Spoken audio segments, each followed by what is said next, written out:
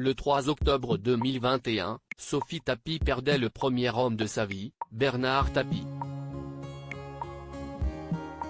Plus de 7 mois après la mort de l'homme d'affaires, la chanteuse tente d'aller de l'avant. Invitée sur le plateau de la Maison des Maternelles, jeudi 12 mai 2022, la jeune femme s'est souvenue du papa qu'était pour elle Bernard Tapie. C'était un père extrêmement aimant, très démonstratif. Il n'y avait pas de pudeur entre nous. Il n'y a pas de pudeur entre mes frères et sœurs.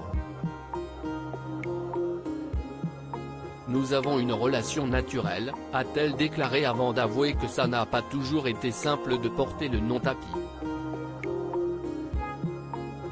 Petite, quand je suis rentrée de Marseille et que je suis retournée à l'école à Paris, j'ai vécu le harcèlement verbal et même physique parfois, a-t-elle ainsi expliqué.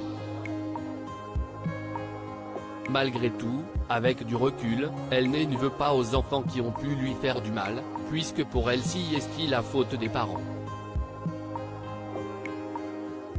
Si cette période de sa vie n'a pas été facile à gérer, aujourd'hui, elle estime que ça lui permis d'être plus forte. Ça nous forme pour être prêt à affronter la vie qui n'est pas toujours facile. Je m'estime heureuse d'avoir vécu des choses assez fortes étant petite. Selon elle, porter le nom Tapie peut autant ouvrir des portes qu'enfermer. Si est surtout dans le milieu musical, où il est difficile de s'appeler Tapie pour elle.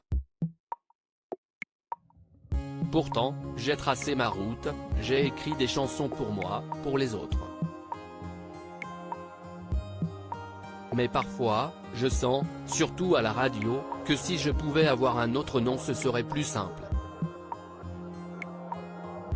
Sophie Tapie ne veut perdre l'amour de ses fans dernièrement, elle a même pensé à prendre un pseudo. Ce serait se foutre de la gueule des gens. Ça ne fait pas 2 mois que je fais ce métier, j'ai fait des films, j'ai fait de la télé. Et les gens me connaissent sous ce nom. Ceux qui me suivent depuis longtemps se sont construits avec moi et avec les travers de ce nom de famille. Je pense qu'ils seront déçus que je me travestisse et que je prenne un autre nom, a-t-elle assuré. Loading Widget.